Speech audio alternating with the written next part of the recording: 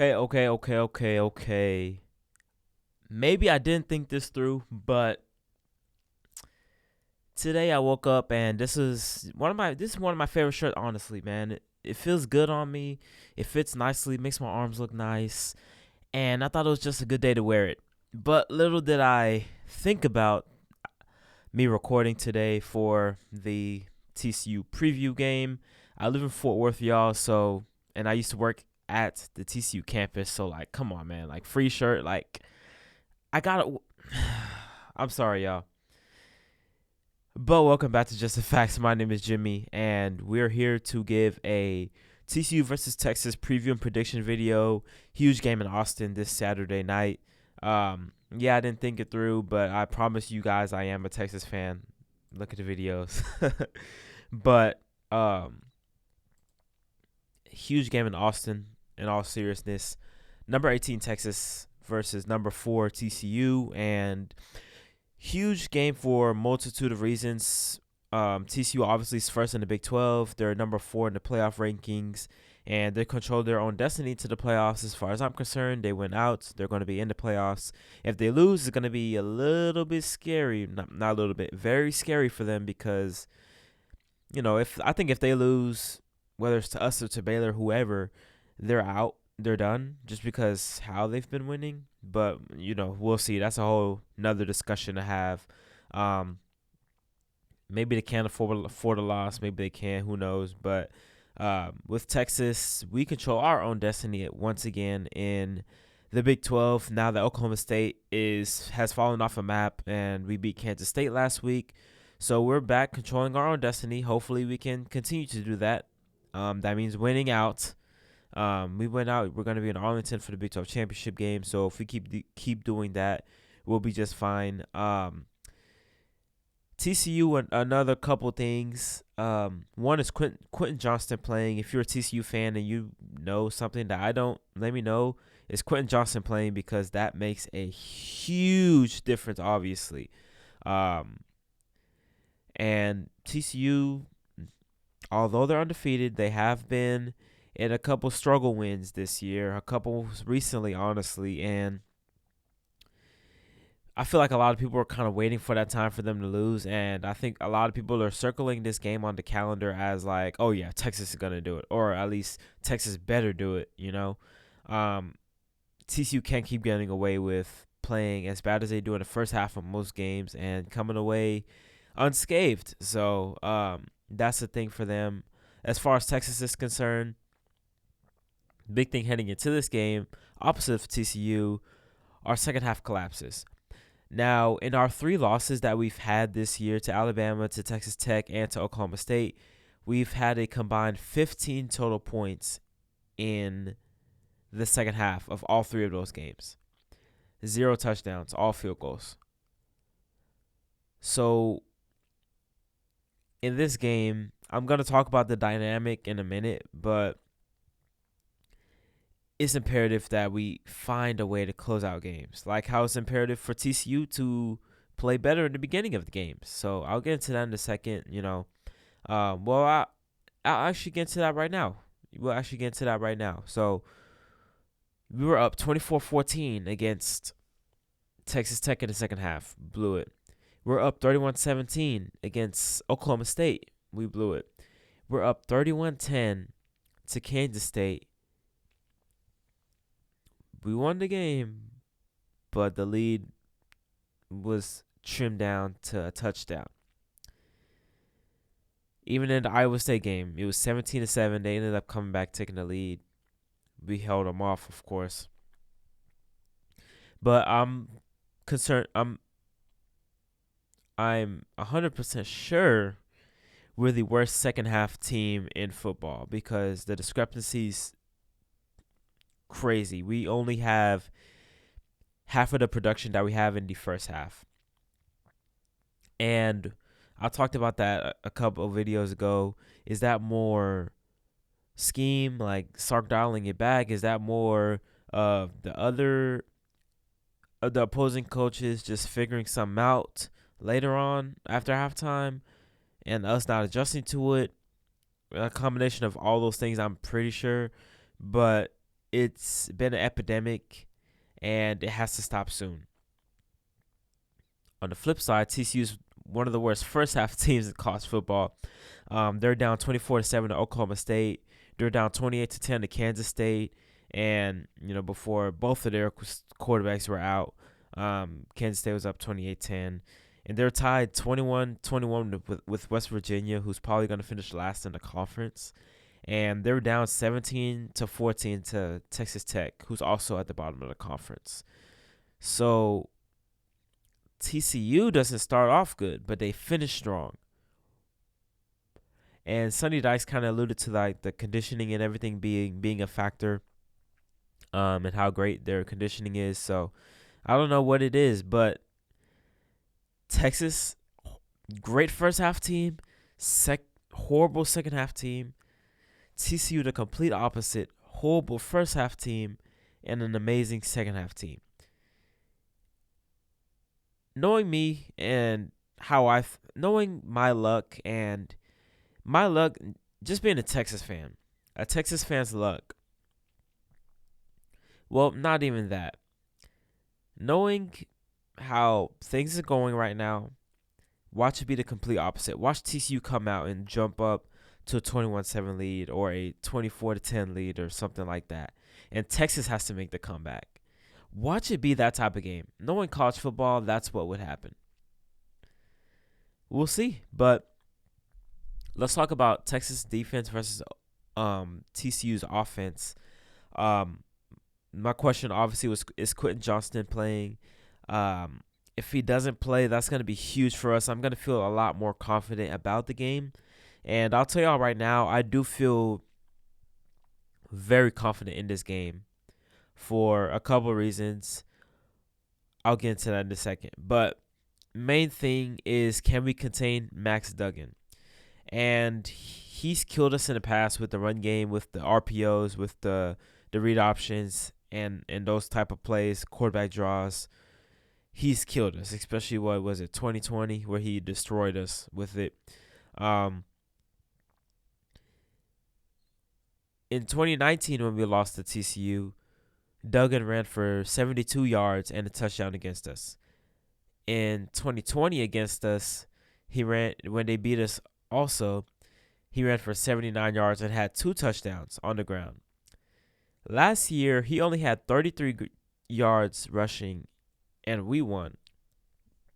So I think the key to the game is keeping Max Duggan in check from a rushing perspective. I think if we can do that, I'll feel really good, because that takes away one of the things they do really great as an offensive team. Now, speaking of rushing, Kendre Miller's one of the best running backs, not only in the conference but in the country, honestly. I think he's top 5 in broken tackles this season. We have the number 1 guy in Bijan. He's 6th in yards per carry in the country, so he can blow it open. He can take one 60, 70, 80 yards. He's done it. All right, and TCU has a bunch of speedsters on their team. They're such a difficult matchup for our defense. They have the speedsters they have the athlete in Max Duggan. They have the speedsters in Kendre Miller and Tay Barber. And they have the height advantage with Quentin Johnston and Savion Williams. So it's and even Jared Wiley. Great, he's balling out now, but unfortunately not for us. TCU has some advantages against our defense. So, and then you have Darius Davis out there too, returning. There's a lot of stuff we're going to have to worry about with their offense, and so many layers to it. We have to take away at least one. We have to take away something. Whether it's we load the box and just force Max Duggan to beat us with his down the field passing, which I think he can now. We can see this season he's done it consistently. Or we just allow the running and not try to give up the explosive plays in the pass game, because our defense as a whole this year hasn't given up much. For as much shit as I give our defense, we haven't given up those really explosive plays for 60, 70 yards, touchdowns that we've had in the past. So teams will methodically go down the field on us, and I want to see if TCU can do that on a consistent basis. Um, I'm sure they can because they're a good offense in general, but I think they're at their best when they're scoring quickly on 40, 50, 60-yard bombs, rather than them methodically going down the field and scoring because, truth be told, too, they're not that good of a red zone team as you would expect them to be. Um, but so they want to score quickly. They want to score in chunk plays. They want to score on explosive plays. Having them go down the field, that's kind of playing into our hands a little bit because we're a bend don't break defense, and we're top 30 in red zone defense. So we're gonna give up yards, which irritates the hell out of me for the most part. But as long as we're not allowing touchdowns and we're having them settle for field goals or even punting, um, obviously it bodes well for us. So I think if we can make them a methodical offensive team, we can kind of have them play into our hands a little bit. So we'll see what happens, man. But my biggest thing is like if Quentin Johnston plays, and even if he doesn't play, we have to worry about Jared Wiley. We have to worry about Savion Williams. We have to play the ball when it's in the air against these guys. They're destroying teams with that, and we're notoriously not bad at it. We're notoriously bad at playing the ball and tracking the ball. I'm terrified of that. I'm terrified of that happening. So we'll see what happens. Now with Texas offense against TCU's defense, good thing for us. We've seen this type of defense around the Big 12 already with the 3 down linemen and 8 in coverage or whatever. So the familiarity is kind of there. Obviously, there's nuances to it. TCU might be stronger. I think they're stronger in the back end rather than the front. Unlike Kansas State, which is kind of the opposite. They're a better D-line. They had a better D-line, but had a worse secondary. So it kind of give and take thing there. I want to see how Quinn's going to adjust to that. I think Sark's going to have something. Sark's always going to have something dialed up, at least in the first half, for Quinn to be successful, for Quinn to make plays. And I think we'll do it once again. I don't see why anything would change in the first half. We're going to keep doing what we're doing, keep doing the scripted stuff, and keep executing on it and staying ahead of the chains. And we'll be fine, at least for the first half. Now, in the second half, what I want to see is the same thing. I don't know if like Sark doesn't know that he can script the second half plays as well or what it is, but the play calling in the second half just dramatically shifts. I don't know if that's because we're up 2 scores, so the mindset changes or what, but it can't change. It has to be what he preaches. All gas, no brakes, no matter what. At the same time, yeah, you're trying to protect a freshman quarterback who's only started in, 5, 6 games now in his career. You're trying to protect him from a big mistake. But at the same time, this is a guy that's uber talented and can go make plays as well. So you have to find that balance of like giving him enough leeway to go make plays and protecting him. So Sark has to figure that out. And I think that goes back to the running game. And for as bad as we played in the second half against Kansas State, the running game is something we can just rely on when all else fails. And even in I think it was the Iowa State game, when all else fails, give it to Bijan.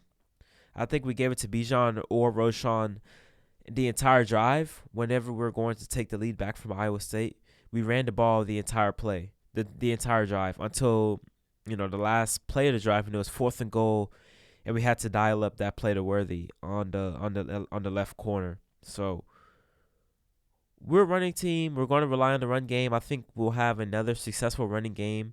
Running game. So, and that goes with TCU's defense not being very impressive to me. Roshan and Bijan, they're going to do their thing. Our offensive line has vastly improved in the run game since the beginning of the season, and I couldn't be happier with them, especially the left side with Kelvin Banks. I couldn't be happier. So I think we're going to have another good game on the ground. And it's going to come down to us finishing out drives. It's going to come down to, can we connect on 1-2 deep shots, man? Can we hit a deep shot? You know what? We will. We'll hit a deep shot in this game. We haven't hit it all year. We're going to hit in this game, damn it. It's time. We're due for one. We're due for it. And I think this is the perfect time at home, prime time, top 5 undefeated team coming into your house, rivalry game.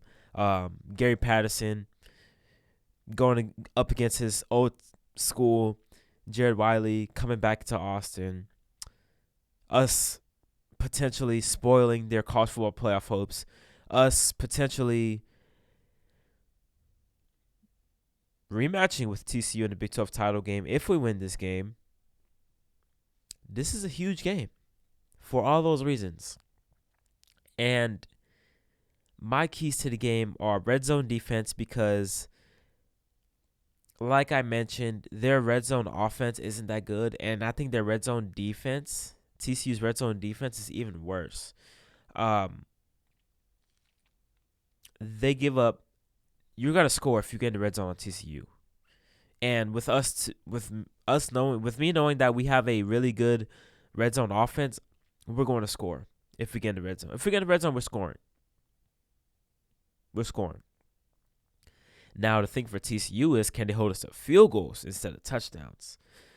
I think that's going to be a big key. And same thing for us as well. I think if we can make them methodically drive down the field, drive in and drive out, they're going to make a mistake. Max is going to turn the ball over. We're going to stop them on a 4th down. In this game, me being a Texas fan for so long, I know exactly how we play in these types of games. We're going to show up. We're going to be there. Granted, we showed up for every game this year, and we're 6-3. We're going to show up in this game. Sark's going to have something dialed up, and I want to say this. We blow leads. We've been doing that on the road. Yeah, I'm talking the Iowa State game I talked about too, but that was a little bit different. It wasn't as big of a lead as the other games. We blow these leads on the road. Tech, Oklahoma State, Kansas State, all on the road. We haven't done that at home really. So if we get out to a 28-10 lead, or 28-13, or 24-7, whatever the case may be against TCU, because it could happen. How the trends are going for both teams, it could happen. If TCU gets down like that, it's over. It's over. On the road, for them, it's over. For Texas at home, done. Done. I confidently feel that way. And like how we closed out Kansas State, despite us blowing most of that lead, how we finished it with who was it? Was it Ojimo Colbert knocking the ball out? We actually knocked the ball out 2 times on that drive, on that last drive, and then Jalen Ford comes up with it. That is like a whole mental block we just got over. And I think in this game, we're going to show that we got over that mental block, and it's going to be free-flowing from here. Now, the turnovers are another key to the game. I think we have to make Max turn the ball over. We have to make him make a mistake because he's only had 2 interceptions on the season, so we have to get hands on the ball.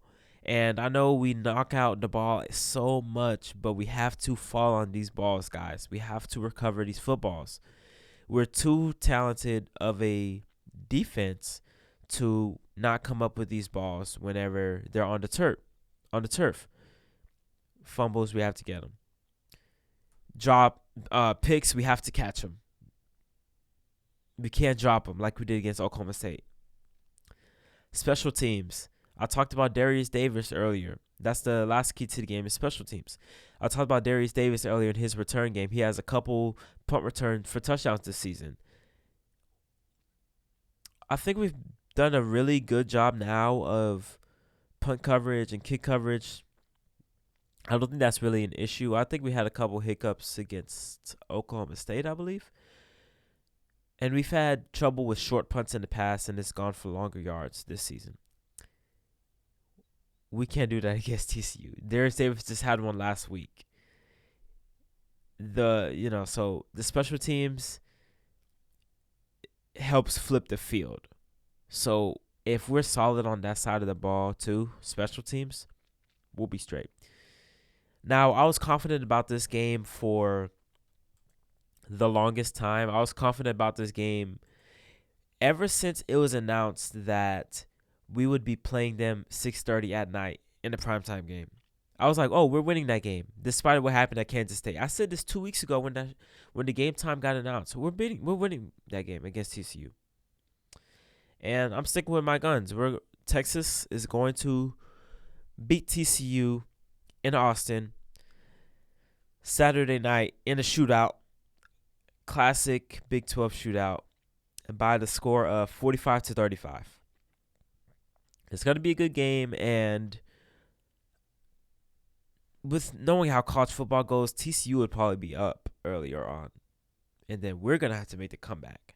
But I think we win nonetheless. We win 45-35. Quinn has a monster game. Bijan has a monster game. I think we give up some stuff to Max early, and their offense, their receivers get going. Kendrick Miller gets going probably. But as the game goes on, they make a couple of mistakes. We take advantage. We carry out that momentum. Our crowd's giving us even more momentum, and we're going to push through and upset number 4 TCU at home, and that'll just set everything up for us to walk into the Big 12 championship game. Now, we're not there yet. Still have to play Kansas and Baylor, but if we win this game, I'll feel really confident in making the Big 12 championship. So, y'all let me know what y'all think of how this game's going to go. Let me know the score prediction of this game, the keys to the game. Comment it down below, and if you're a Texas fan, make sure to like, comment, share, subscribe. I promise you I will not wear opposing teams' shirts when I'm doing a preview prediction video of that team. I'm sorry, y'all. I'll think it through next time. But make sure to like, comment, share, subscribe, man. And without further ado, this is Jimmy from Just the Facts. I'm signing out. Peace.